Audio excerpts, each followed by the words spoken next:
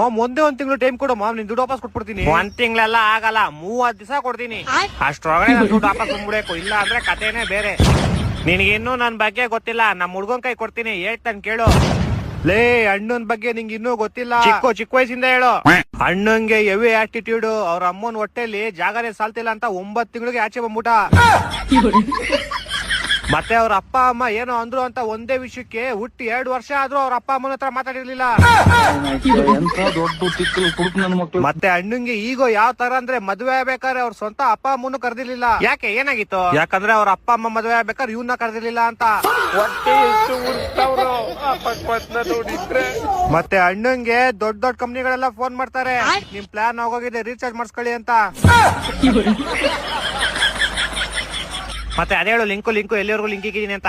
ಅಣ್ಣಂಗೆ ಬಾದ್ಶಾ Kichcha Sudeep sir ಅವ್ರಿಗೂ link ಇದೆ. ಹೌದಾ? ನಾನು ಯಾವಾಗ ನೋಡೇ ಇಲ್ಲ. ಅಣ್ಣ ಯಾವ್ದೇ ಅಂಗಡಿಲಿ ಫೋನ್ ಪೇ ದುಡ್ಡು ಹಾಕಿದ್ರು ಸುದೀಪ್ ಸರ್ ಬಂದ್ಬಿಟ್ಟು ಹೇಳ್ತಾರೆ, ಪೇಮೆಂಟ್ ರಿಸೀವ್ ಆಗಿದೆ, ಥ್ಯಾಂಕ್ ಯು ಬಾಸ್ ಅಂತ. ಅಣ್ಣ ನನ್ನ ಕೈಲಿ ಆಯ್ತಾ ಇಲ್ಲ, ಅಯ್ಯೋ ಅಣ್ಣ. ಮತ್ತೆ ಅಣ್ಣ ಉಪವಾಸ ಇರ್ಬಾರ್ದಂತ ಗೌರ್ಮೆಂಟ್ ಅವರೇ ಎದ್ರಕೊಂಡು ಅವ್ರಿಗೆ ಊಟ ಕಳಿಸ್ತಾರೆ, BPL ಕಾರ್ಡ್ ರೇಷನ್ ಅಂಗಡಿಲಿ. ಒಂದೊಂದಲ್ಲ ಆ ರೆಕಾರ್ಡಿಂಗ್ ಸಿಗ್ತದೋ ಗೊತ್ತು.